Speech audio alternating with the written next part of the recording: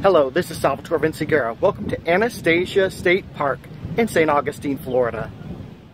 Anastasia State Park is a 1,600-acre state park in northern Florida. Its location is on a peninsula on Anastasia Island, and it's very conveniently located near downtown St. Augustine along the Atlantic coastal plain. This park has a variety of wildlife, birds, plants, and its setting is on the beach, so you're going to see some salt marshes and some marine and upland hammocks. Later in this video, I'm going to be taking you to the old Spanish coquina quarries, which is an archaeological site from which the coquina stone was used in the construction of the Castillo de San Marcos in St. Augustine. Here's a map of the state park, and you notice at the top of the screen you can see the gate with the old Spanish coquina quarries. And then you're traveling along the Atlantic Ocean, and there's a salt run, and there's a water sports pavilion, a fish cleaning area, and a gazebo, and then they have all of the different campsites off to the left. There are approximately 139 campsites with electric and water hookups. There is a dump station on site, and sometimes you can hear the noise from the amphitheater. Now let's take a look at some of the campsites.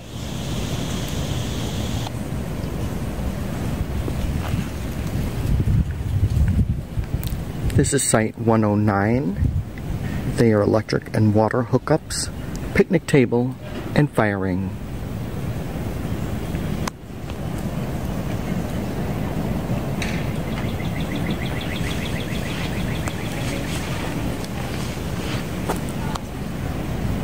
Here's an example of an empty campsite, and I would highly suggest that if you have a longer rig, that you check the restrictions for each campsite, as they may be different.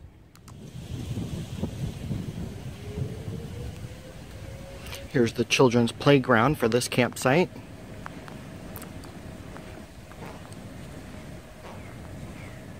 And it's right across the street from the bathhouse. This is at the beach area where they have a cafe, a gift shop, picnic area, a children's playground, and there's even a set of fire rings for people to make a campfire. This is the only place in the state park where there may be a Wi-Fi connection for people to use. This is the beach area, which is right across from the gift shop and the cafe. And you notice that there's a very nice boardwalk which goes over some of these sand dunes here at the state park. This is video from the overlook at the beach, and in the distance you can see the St. Augustine lighthouse. It is a fully functional lighthouse still today, and I'll be showing another video on that in the near future. You notice that they have a lot of sand dunes here, and you have to walk pretty good ways to get out to the beach.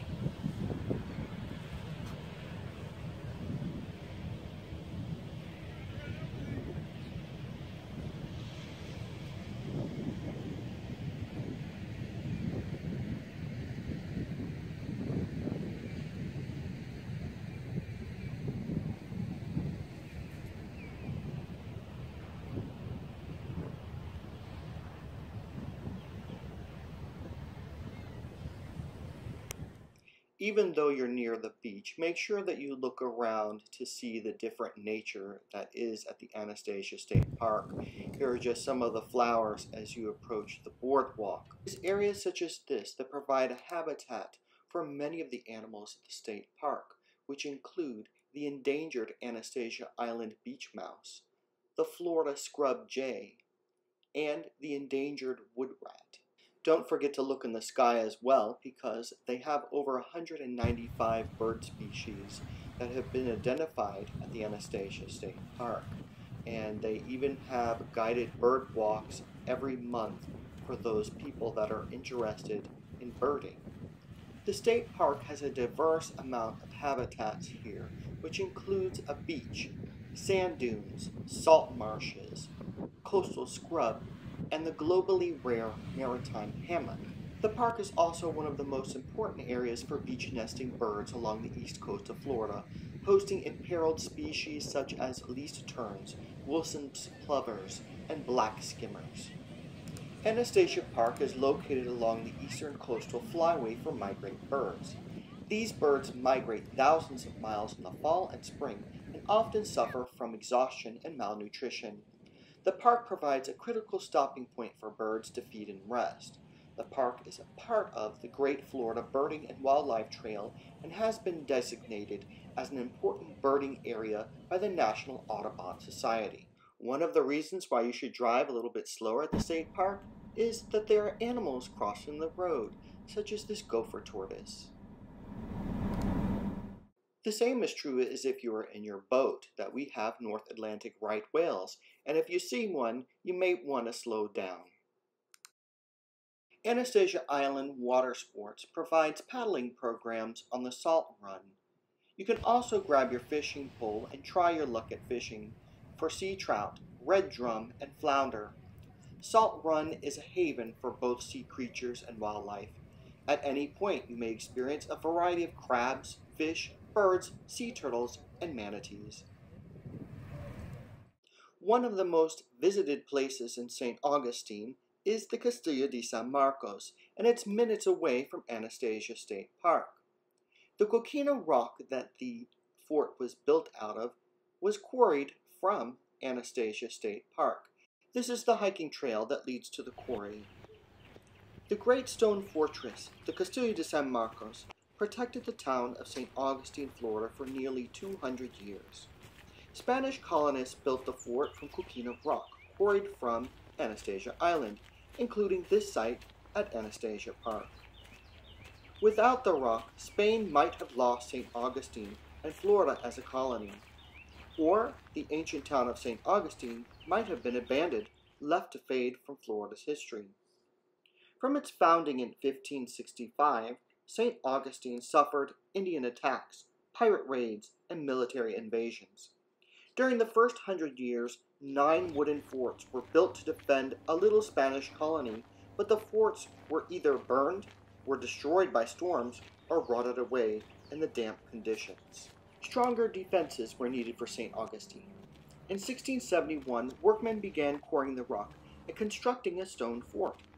In 1702, before the Castillo was finished, British naval and land forces attacked. Vastly outnumbered, St. Augustine's inhabitants took refuge in the fort. Unable to take the Castillo, the British retreated, leaving the town in ashes. In 1728, British troops from South Carolina marched to St. Augustine. They turned back at the sight of the Spanish cannons in the stone walls of the Castillo. In 1740, the British governor of Georgia, James Oglethorpe, laid a siege to St. Augustine for 38 days. But again, the fort could not be captured. Once the fort was well underway, coquina was made available for royal government buildings and private homes. By 1764, more than a third of St. Augustine's homes were stone. Another 40% were made of tabby and oyster shell concrete. Never again would the whole town be burnt. Coquina, Spanish for tiny shellfish, is a component of the sedimentary limestone called the Anastasia Formation. The Anastasia Formation lies just below the surface of the ancient sand dunes and maritime hammocks that blanket the east coast of Florida. The formation extends from the northern end of Anastasia Island south some 250 miles to Palm Beach. Locally, it reaches up to 30 miles inland to the west. It can be as much as 50 feet thick. The Anastasia Formation was formed when much of Florida's present coastline was under the sea. During the Pleistocene epoch, 1,800,000 to 10,000 years ago, worldwide glaciers repeatedly formed and melted, causing sea levels to rise and fall. On Florida's Atlantic coast, when the sea level was high, shells, quartz, sand, and clay accumulated as beaches and offshore bars. When the sea level dropped, these bars emerged as offshore islands. As rainwater seeped through the exposed deposits, it leached calcium carbonate from the shells. Calcium carbonate cemented the loose deposits together to form the coquina stone. The coquina deposits date back over 100,000 years. Although coquina rock contains shell fragments of many maritime animals, the remains of the Donax variabilis, called coquina, make up the bulk of the stone. The coquina is a small clam, about 3/4 in length. The two-hinged shells range in color from beige to purple. Coquina live in colonies on wide, flat beaches. At low tide, you can often see the tiny clams burrowing down into the sand as the waves wash over them. The Spanish colonists of St. Augustine were the first to see coquina stone as a building material. Historically, records indicate some mining as early as 1565, but it wasn't until 1669, when Queen Mariana of Spain ordered the construction of the Great Fort, that large-scale mining of coquina was considered. In 1671, funding, supplies, and skilled engineers, masons, and stonecutters arrived in the port of St. Augustine. Local blacksmiths crafted the necessary tools, crowbars, picks, and axes. Laborers to do the difficult work were in short supply in the small settlement. Native American workers had the first back-breaking task of removing the topsoil and the dense vegetation of the maritime hammock. Once the surface of the rock was exposed, stone cutters chipped long, deep grooves in the shape and size of the blocks needed. Wedges were placed in the grooves, and long crowbars snapped the blocks free.